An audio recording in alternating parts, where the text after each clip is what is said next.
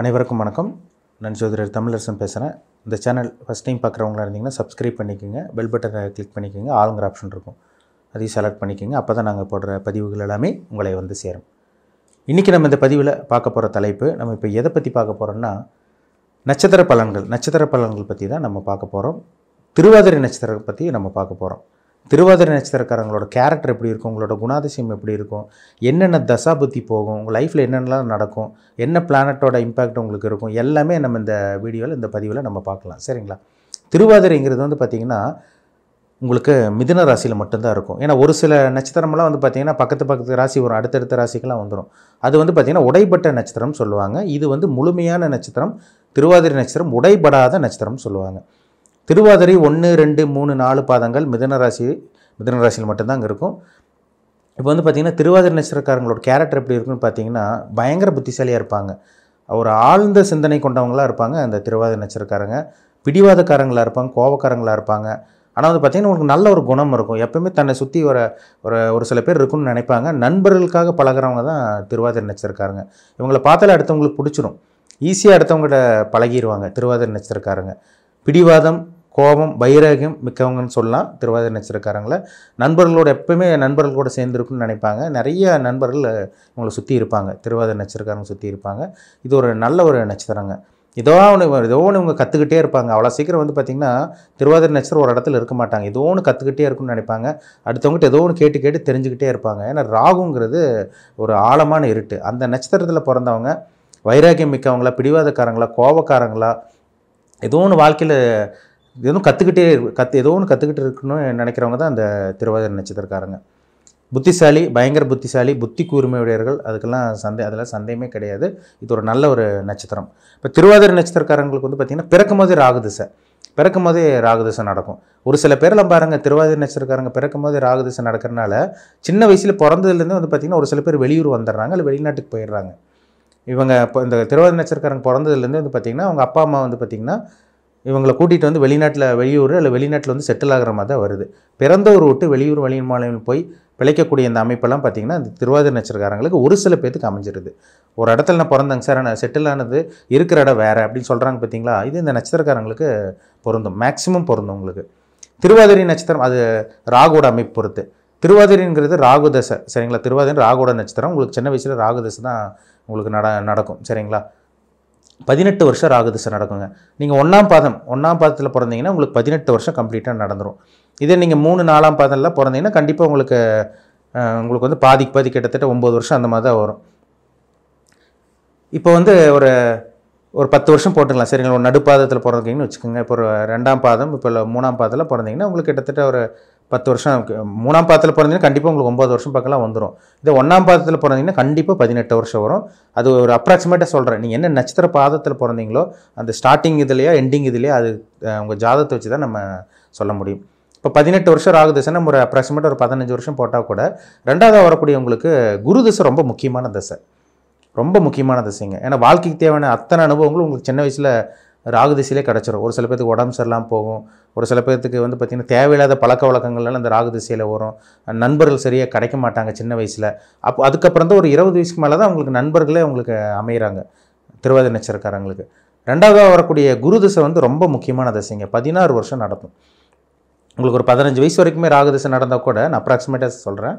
ஒரு 15 வயசுக்கு அப்புறம் வரக்கூடிய அந்த குரு திசை வந்து பார்த்திங்கன்னா உங்களுக்கு ஒரு முக்கியமான திசையாக இருக்கும். அந்த குரு திசையில் தான் வாழ்க்கைக்கு தேவையான அத்தனை அனுபவங்கள், நல்ல விஷயங்கள். ஏன்னா இருட்டுக்குள்ளே இருந்த ராகுதிசை வந்து உங்களை விட்டு விலகி உங்களுக்கு குரு திசை கொண்டு போய் விட்டுரும்.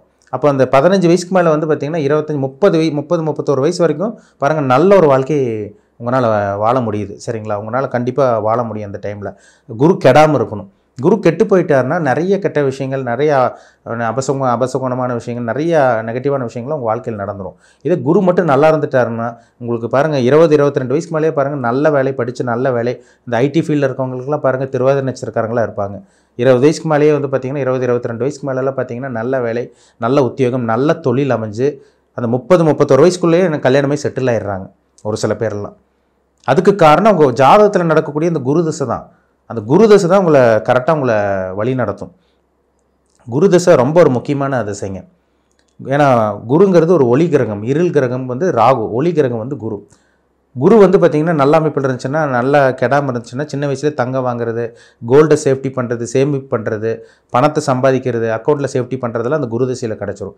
குரு கெட்டு போயிட்டா உங்களால் தங்கத்தை அனுபவிக்க முடியாது, பேங்க் லாக்கரில் கொண்டு போய் வைக்கிற மாதிரி வரும், இல்லை அடமானம் கொண்டு போய் வைக்கிற மாதிரி வரும், உங்களால் பயன்படுத்த முடியாது. தேவையில்லாத பிரச்சனைகள் வரும் அந்த குரு திசையில். பணத்தட்டுப்பாடு ஏற்பட்டுரும் அந்த 30-31 வயசு வரைக்குமே. உங்களுக்கு 4வது வந்து பார்த்திங்கன்னா உங்களுக்கு வந்து பார்த்திங்கன்னா சனி திசை வரும். அந்த சனி திசை அதுக்கு அதை விட ஒரு முக்கியமான ஒரு திசை. 19 வருஷம் சனி திசை நடத்தும். கிட்டத்தட்ட உங்களுக்கு வந்து பார்த்திங்கன்னா உங்களுக்கு 49-50 வயசு வரைக்குமே சனி திசை வந்துடுங்க.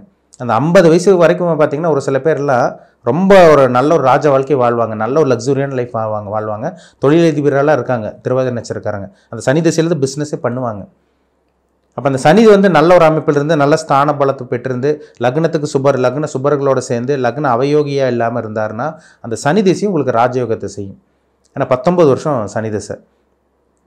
அந்த சனி திசை ஒருத்தர் வந்து பார்த்திங்கன்னா ஒரு மனுஷனை வாழ வைக்கிறது வீழ வைக்கிறது இந்த சனி திசையில் தாங்க.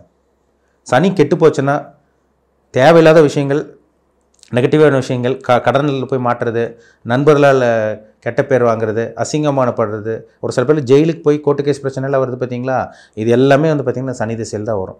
சனி நல்ல ஒரு இடத்துல இருந்தாருன்னா தொழிலதிபராக மாற்றிடுவார், நல்ல ஒரு வேலை வாங்கி கொடுத்துருவார். ஏன்னா உழைக்கக்கூடிய கிரகமே சனி தான். சனி கிடக்கூடாது, செவ்வாயோடு சேரக்கூடாது, ராகுவோட சேரக்கூடாது, சூரியனோட சுத்தமாக அந்த காம்பினேஷன் இருக்கவே கூடாது.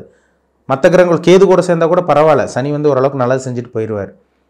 சனி சுக்கிரனோட இருக்கலாம், சூரியனோட இருக்கக்கூடாது, குருவோட இருக்கலாம், வளர்பிறை சந்திரனோட தொடர்பில் இருக்கலாம். இப்படிலாம் இருந்தால் அந்த சனி திசை கிட்டத்தட்ட 50 வயசு வரைக்குமே ஒரு ராஜ வாழ்க்கையை நிச்சயமாக ஏற்படுத்துங்கிறதுல சந்தேகமே கிடையாது. சனி வந்து பார்த்திங்கன்னா 4ஆம் இடத்துல இருந்தால் சுகஸ்தானத்துக்கு எடுத்துடும், ஆரோக்கியம் கெட்டு போயிடும். 4ஆம் இடத்துல இருக்கிறவங்களுக்கு தான் ஹெல்த் பிரச்சனை வந்துடுது. 40-50 வயசுலலாம் பாருங்கள் படாத பாடு படுறாங்க பார்த்தீங்களா. ஹார்ட் ப்ராப்ளம் வரும், ஒரு சில பேர்த்துக்கு கேன்சர் சம்மந்தமான பாதிப்பு, எலும்பு மூட்டுக்கு பிரச்சனைலாம் சந்திக்கிறது, ஆக்சிடென்ட் ஆகிறது, இதெல்லாமே இந்த சனி திசை. சனி இருக்கிற இடத்த பொறுத்து. சனி 4ஆம் இடத்துல ராகோடையோ செவ்வாயோடையோ இருந்து ஹெல்த்தை கம்ப்ளீட்டாக கெடுக்கும். இப்போ அடுத்து வந்து புதன் திசை வரும். 50 வயசுக்கு மேலே உங்களுக்கு வரக்கூடிய புதன் திசை, 60-67 வயசு வரைக்குமே உங்களுக்கு புதன் திசை வரும். அந்த புதன் வியாபாரத்துக்கு உண்டான கிரகம் தான் புதன். ஒரு சில பேர் பாருங்கள் 45 வயசுக்கு மேலே முடிஞ்சு 50 வயசில் தான் ஒரு சில பேர்த்துக்கு நல்ல வாழ்க்கை அமைஞ்சு தொழிலதிபராக மாறுறாங்க. ஒரு சில பேர் சின்ன வயசுல அமைஞ்சிருது. ஒரு சில பேர்த்துக்கு 50 வயசுக்கு மேலே பிஸ்னஸ் பண்ணி டெவலப் ஆகிறவங்கள பார்க்க முடியுது. அப்போ அந்த புதன்கிறது வியாபாரத்துக்கு உண்டான கிரகம், புத்திக்கு உண்டான கிரகம், அறிவுக்கு உண்டான கிரகம். அப்போ உங்கள் ராசி அதிபதியோட திசை நடக்கும். அப்போ நீங்கள் என்ன லக்னன்னு பாருங்கள், ரொம்ப முக்கியம். ஏன்னா மிதுன ராசியில் தான் நீங்கள் திருவாதிரை நட்சத்திரத்தில் பிறந்திருப்பீங்க. என்ன லக்னத்தில் பிறந்திருக்கீங்கன்னு பாருங்கள். ஏன்னா புதன்கிறது ஒரு நல்ல ஒரு யோகமான திசையாக இருக்கும் உங்களுக்கு. 17 வருஷம் சுபகிரகத்தோட திசை. மேஷ லக்னத்துக்கு புதன் திசை வரவே கூடாது. விருச்சிக லக்னத்தில் பிறந்தீங்கன்னா புதன் திசை வரவே கூடாது. அப்படி இருந்ததுன்னா கடன், நோய், எதிர்ப்பு இதில் கொண்டு போய் லாக் பண்ண வச்சிடும் இந்த புதன். மற்ற லக்னத்தோட புதன் பெருசாக பாதிப்பு இருக்காது, கண்டிப்பாக பாதிப்பு கொடுக்காது. ஒரு சில லக்னங்களுக்கு மாரகாதிபதியோ பாதகாதிபதியோ வருவார். தனுசு லக்னத்துக்கு மாரகாதிபதி அவர் தான், பாதகாதிபதி அவர் தான்.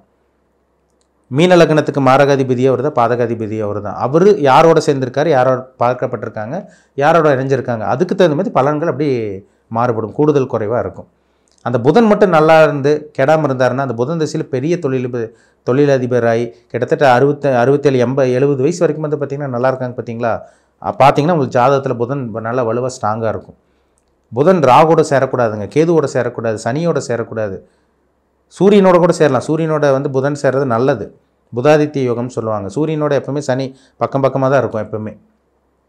அப்போ சனியோட சேராமல் இருக்கிற வரைக்கும் நல்லது. செவ்வாயோட சேரவே கூடாதுங்க. செவ்வாயோட சேர்ந்தால் பல் சம்மந்தமான பாதிப்பு, தோல் பிரச்சனை எல்லாம் அந்த புதன் திசையில் தான் வரும். எல்லாம் அந்த புதன் திசையில் தான் வரும். அப்போ அந்த புதன் கெடாமல் இருக்கிற வரைக்கும் ரொம்ப நல்லது. இது இப்படி தான், இந்த மாதிரி தான் உங்கள் லைஃப் போகும். இந்த தசாபுத்தி மீறி உங்கள் வாழ்க்கை மற்ற விஷயங்களாக, இந்த தசாபுத்தி மீறி வேறு எதுவுமே நடக்காது உங்களுக்கு. இந்த தசாபுத்தி மீறி வேறு எந்த பிளானட்டோட இம்பேக்ட் உங்களுக்கு ஏற்படுத்தாது. இதுதான் ரொம்ப முக்கியம். இதுபடி தான் உங்களோட வாழ்க்கை போகும். என்ன நட்சத்திர பாதத்தில் பிறந்திருக்கீங்கன்னு பாருங்கள். 1ஆம் பாதமா, 2ஆம் பாதமா, 3ஆம் பாதமா, 4ஆம் பாதமா, அது ரொம்ப ரொம்ப ரொம்ப முக்கியம். ஒரு தனி மனிதனுடைய ஜாதகம் தாங்க ரொம்ப முக்கியம். ஒரு மனுஷனை ஆட்டி படைக்கிறதே வந்து பார்த்திங்கன்னா 9 பிளானட்ஸ் தான், நவகிரகங்கள் தான். இப்போ அந்த நவகிரகங்களோட தாக்கம் எப்படி இருக்குது, இப்போ உங்கள் வயசு என்ன, உங்களுக்கு என்ன தசாபுத்தி போகுது, நீங்கள் என்ன நட்சத்திர பாதத்தில் பிறந்திருக்கீங்க, உங்களுக்கு சாதகமான தசாபுத்தியா பாதகமான தசாபுத்தியா, இதுக்கு தகுந்த மாதிரி தான் உங்களோட வாழ்க்கை போகும். அதில் சந்தேகமே கிடையாது. உங்கள் ஜாதகத்தில் குரு தசை ரொம்ப முக்கியமான திசை. ஜாதகத்தை பாருங்கள், குரு தசை ரொம்ப முக்கியமான திசையாக இருக்கும். ஏன்னா உங்கள் வாழ்க்கைக்கு வந்து தேவையான அத்தனை விஷயங்களும் அந்த குரு தான் கொடுப்பாரு. 2வது வரக்கூடியது குரு தசை, 3வது வரக்கூடிய சனி தசையும், 4வது வரக்கூடிய புதன் தசை தான் பெரிய தசாபுத்தின்னு சொல்லுவோம். தசைகள்னு சொல்லுவாங்க. சரிங்களா? தசாபுத்தி என்ன தசாபுத்தி? இப்போ உங்களுக்கு குரு தசை நடந்துட்டு இருக்கா, சனி தசை நடக்குதா, புதன் தசை நடக்குதா, இல்லை ஒரு சில பேருக்கு கடைசியில் வந்து பார்த்திங்கன்னா 70 வயசு பக்கமே ஒரு சில பேத்துக்குள்ள கேது தசையே நடக்கும். அந்த கேது வந்து பார்த்திங்கன்னா அதில் தான் ஒரு சில பேர் 70 வயசுக்கு மேலே வந்து பார்த்திங்கன்னா துறவியாக போகிறது, சாமியாராக போயிடுறது, வாழ்க்கையே வேண்டாம் பற்றற்ற நிலைக்கெல்லாம் போகிறதெல்லாம் அந்த கேது திசையில் தான் நடக்கும். இப்படி தான் போகும். சரிங்களா? இந்த வயசுக்கு இந்த இதில் தான் அங்கே போகும். இதில் தான் போகும். இந்த கிரகங்களோட காம்பினேஷன் தான் இப்படி தான் போகும் உங்களுக்கு. அது எந்த கிரகத்தோட காம்பினேஷன் இருக்குதுன்னு பாருங்கள். சனி வந்து உங்களுக்கு சுக்கிரனோடு இருக்கிறது ரொம்ப ரொம்ப நல்லது. சனி குருவோடு இருக்கிறது ரொம்ப நல்லது. சனி சூரியனோடு இருக்கக்கூடாது, செவ்வாயோடு இருக்கக்கூடாது, ராகுவோடு இருக்கக்கூடாது. பாவகிரகம் வந்து சுபகிரகத்தோடு இருக்கிறது நல்லது. சுபகிரகம் வந்து பாவகிரகத்தோடு இருக்கிறது கெட்டது. ஒரு நல்லவன் வந்து பார்த்திங்கன்னா கெட்டவனோட சேரக்கூடாது, ஒரு கெட்டவன் வந்து ஆனால் நல்லவனோட சேரலாம். அப்போ வந்து பார்த்திங்கன்னா அப்படியே பலன்களும் உங்களுக்கு மாறி அமைச்சு கொடுத்துரும். சரிங்களா? முக்கியமாக நீங்கள் என்ன லக்னன்னு பாருங்கள், என்ன தசாபுத்தி, என்ன லக்னம், உங்கள் ஏஜ் என்ன, நடந்துகிட்டு இருக்க பிளானட்டோட இம்பேக்ட் உங்களுக்கு எப்படி இருக்குது, என்ன தாக்கத்தில் இருக்கீங்க பாருங்கள், பார்த்து தெரிஞ்சுக்கோங்க. உங்கள் தனிப்பட்ட ஜாதகத்தை பார்த்து தெரிஞ்சுக்கோங்க. அதுதான் ரொம்ப ரொம்ப ரொம்ப முக்கியம். மீண்டும் அடுத்த பதிவில் சந்திக்கும் வரை உங்களிடமிருந்து விடைபெறுவது உங்கள் ஜோதிடர் தமிழரசன்.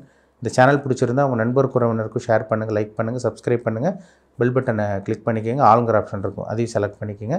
அப்போ தான் நாங்கள் போடுற பதிவுகள் எல்லாமே உங்களை வந்து சேரும். நன்றி, வணக்கம்.